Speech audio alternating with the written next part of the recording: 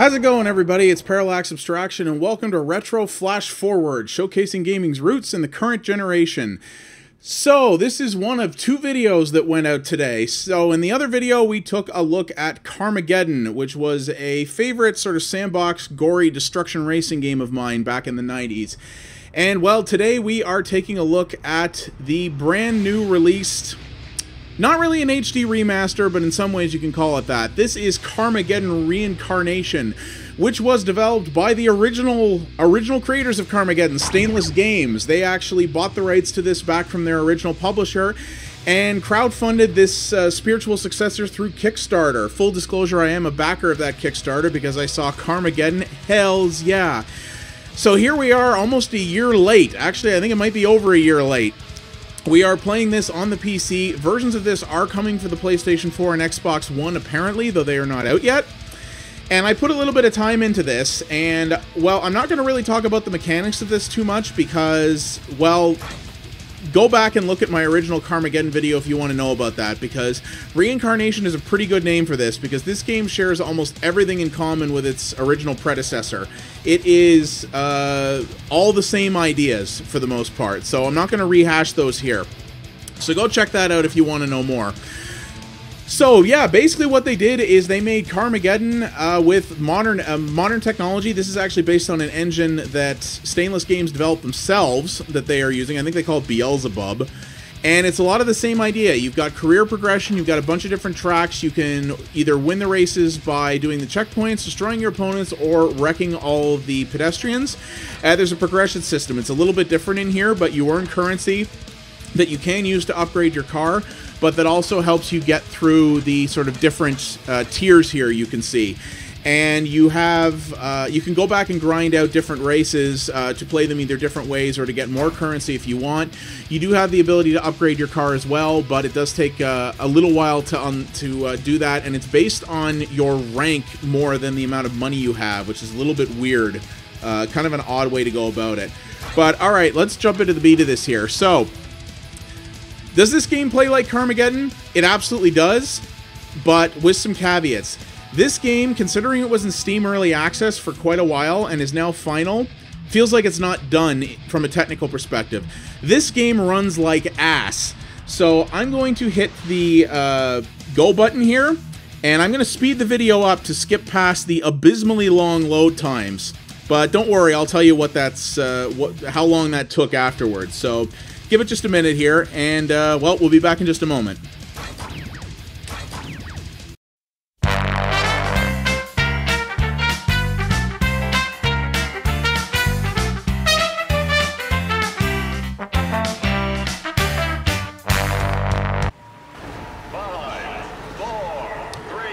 Yeah, 37 bloody seconds to load this map.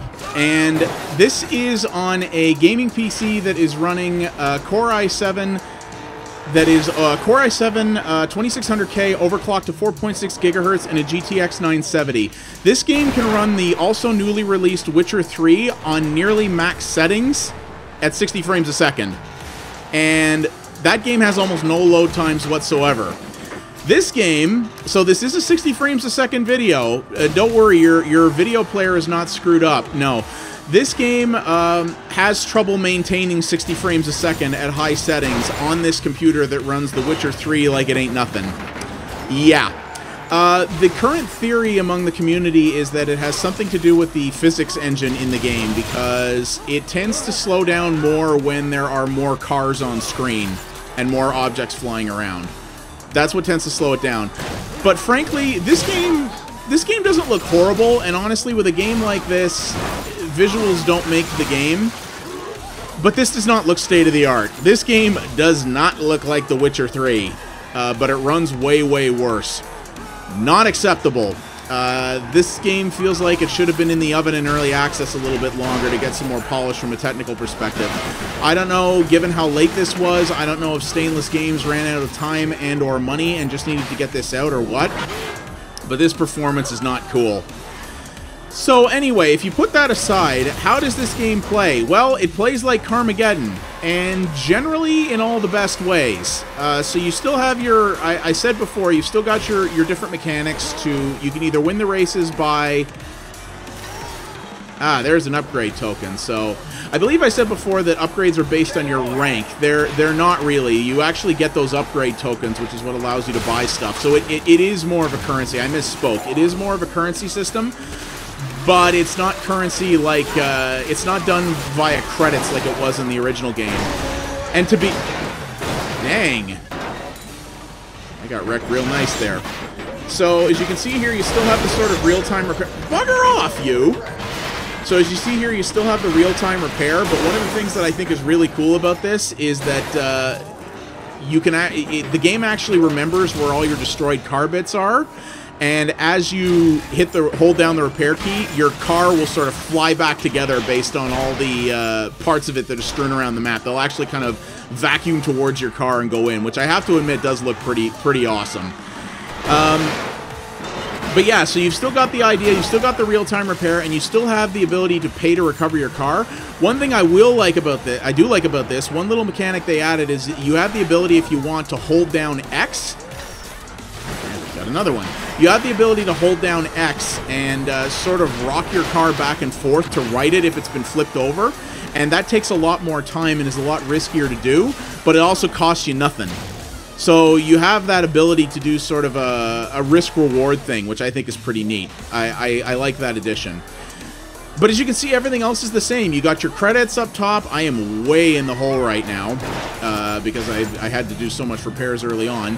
And you've got the amount of opponents wasted, the amount of pedestrians wasted, and your current lap count.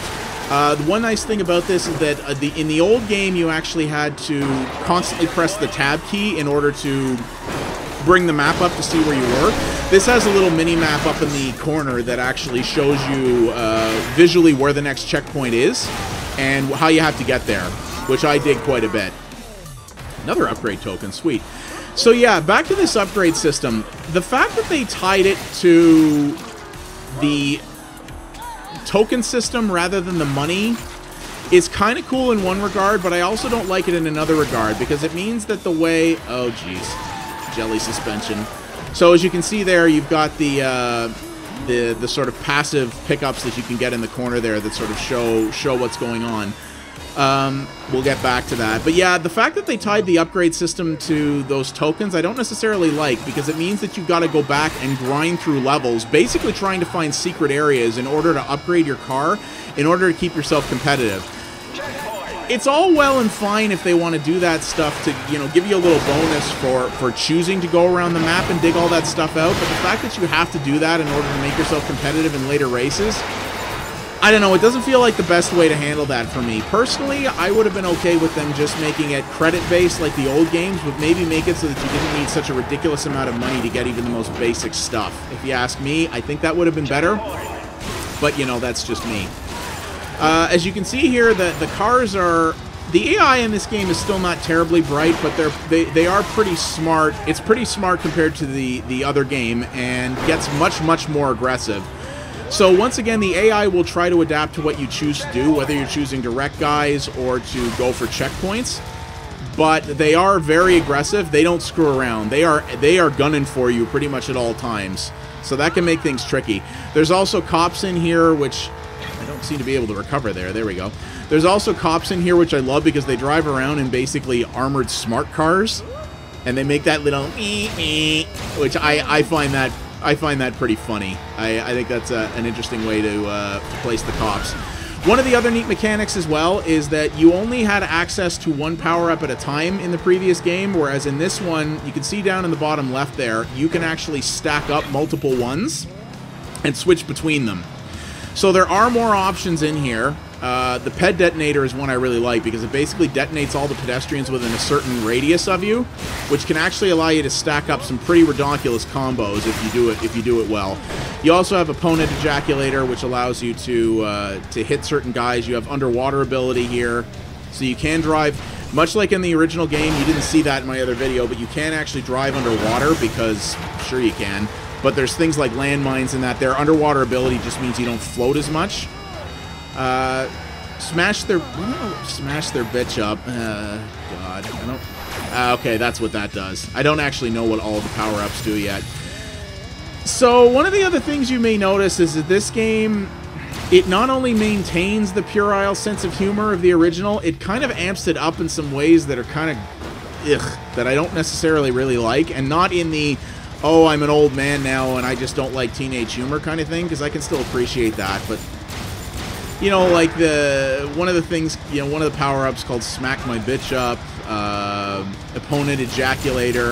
I think at the end of the tutorial, one of the things it says is like, off we fuck, and I'm like, what is the, what? You know, this is Pelvic Thrust, which is just a, you know, a quick boost like that, which is obviously has its value, but it's also just, yeah, laser spotted, Acme damage magnifier. You know, stuff like that is just, I don't know. Some people will, I don't know what Ava Banana Ray means. I'm assuming that's a British colloquialism that I'm not familiar with, but yeah, I mean, it's hit and miss. Some people will probably giggle at it. I don't care. I mean, I am not a perpetually offended type. You know, that doesn't really affect my enjoyment of the game at all. I just look at it and kind of roll my eyes a bit and go, ugh, really? I know that that's what they were going for, and they were very clearly trying to make an updated version of Carmageddon, which they did in just about every way, both good and bad. But, yeah, I don't know. It's still, I feel like maybe the humor could have been updated for the modern era a little bit. They could have still kept it puerile and dumb, but made it a little, I don't know, maybe a little more advanced or something like that. But yeah, really, this is Carmageddon for the modern era. And that's good. And some people would say that the formula should have evolved a bit more. I don't necessarily think so, because honestly, I think the formula of how these games played was ahead of its time. When it came out in the 90s. That was one of the reasons that this game was so popular. I mean, the fact that it was super gory and got a whole bunch of teenagers interested in it was a big part of it. But as I said in my other video, the way it mixed different systems together, and the fact that it was a combat racing game that, to a certain degree, let you play how you wanted, was really cool and inventive. And there still hasn't been a lot of other games that have done it this way. So it in a way is refreshing, especially if you never played the original Carmageddon back in the day. This doesn't look like a carbon copy of anything, really. I don't know, is that another upgrade token? Oh, no, it's a satellite dish sitting in the ocean, because of course.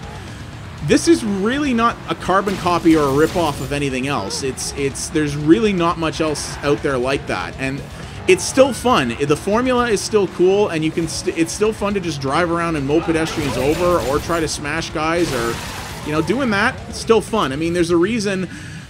The main reason Grand Theft Auto games sell so well. Ow. The main reason Grand Theft Auto games sell so well is because people like to buy them and run over pedestrians and get chased by the cops, and you can do both of those things in this too, you know. And this did it first, so there's certain value in that. Unfortunately, the performance of this game completely stops me from recommending it right now until either they get it polished up or until it goes on sale. Simply put, this computer that I'm playing this game on is not. It's not a beast in that it's not wicked state-of-the-art, but this computer is no slouch. Yeah, like I said, this computer runs The Witcher 3, which is one of the best-looking games ever made and is pretty demanding in its own right.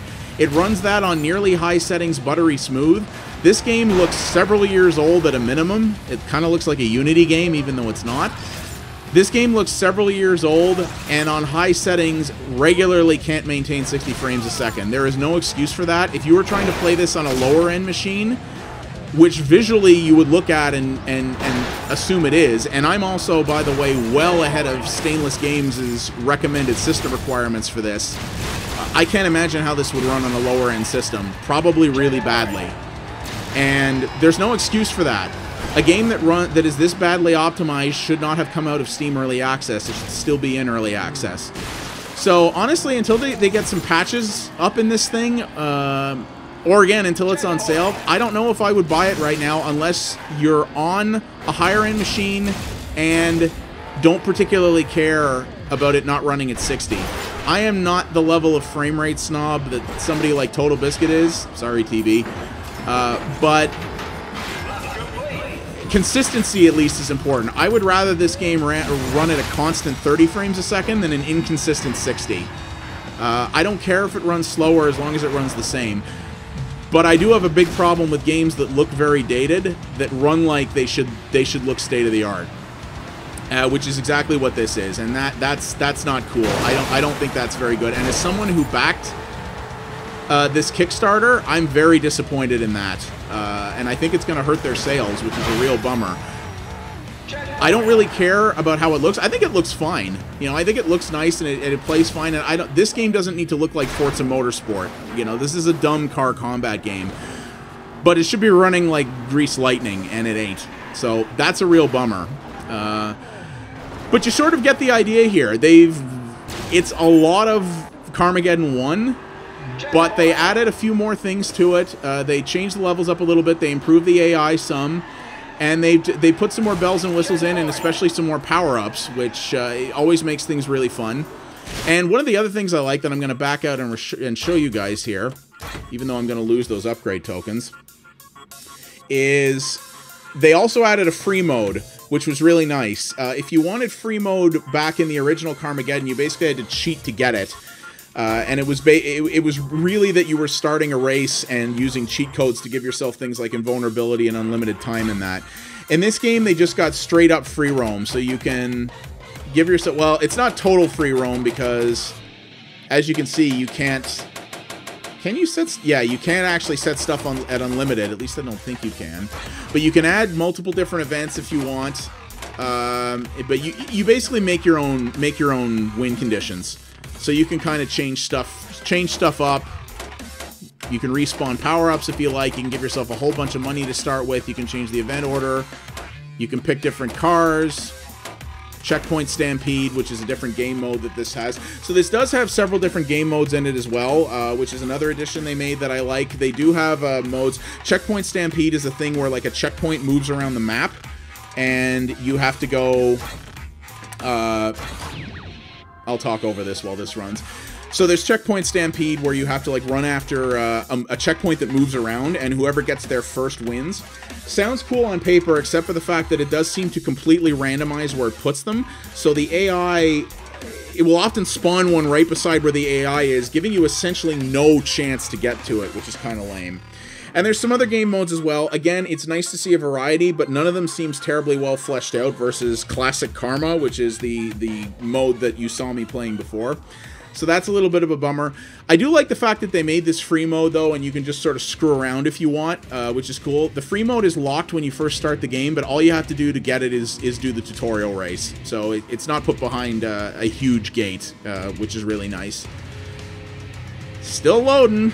Yeah, no kidding. The loads in this are ridiculous. This is another thing that's horrible. And another thing to note, by the way, is that this game, for whatever reason, when I'm playing it, is constantly screaming my hard drive. This system has 8 gigs of RAM in it, which maybe for a gaming PC, yours might have more.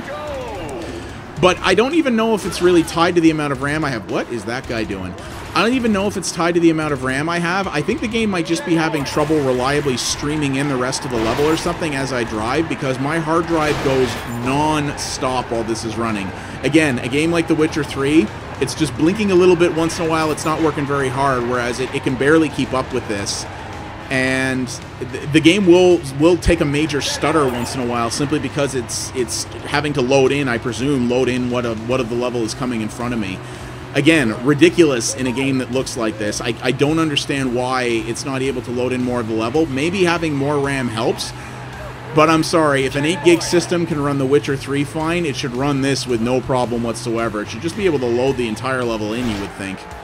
So this is actually the first level of the game that's in this free mode here. So you get the idea anyway. You can sort of make your own race, which is kind of fun.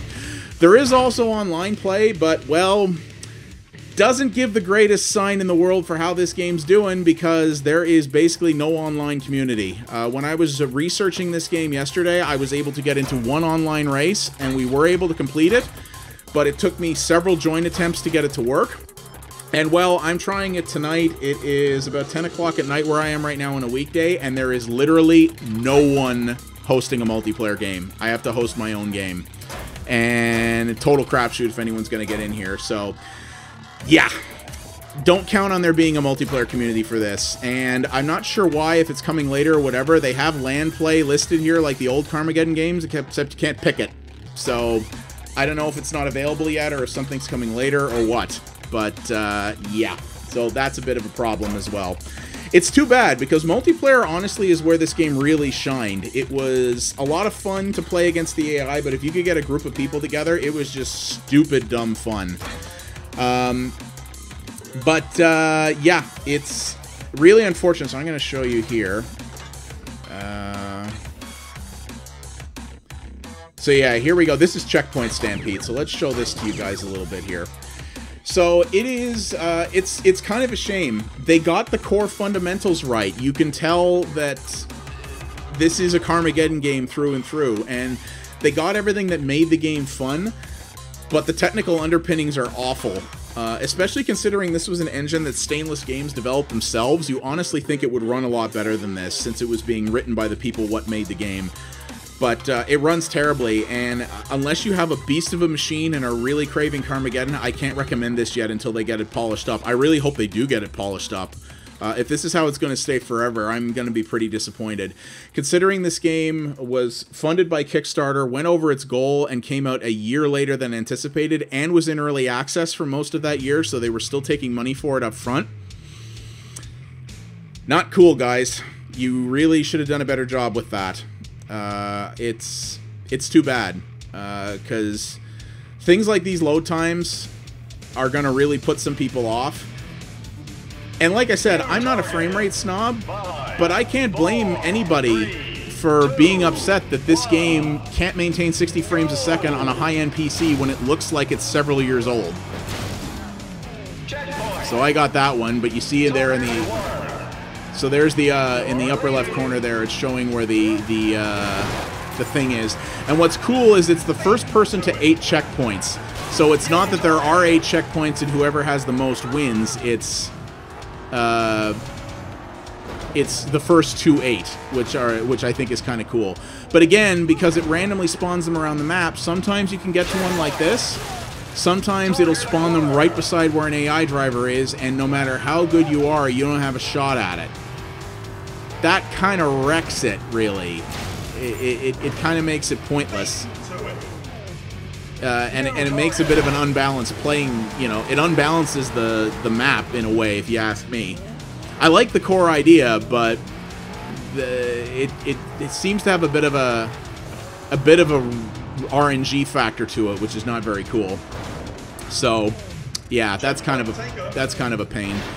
But yeah, if you like Carmageddon, if you really like Carmageddon as much as I do, and are craving for a modern version of that, and want to sort of support games like that, maybe it's worth picking this up. I believe its asking price is $40, which again, this game from a content perspective definitely feels finished. From a technical standpoint, it's simply not finished.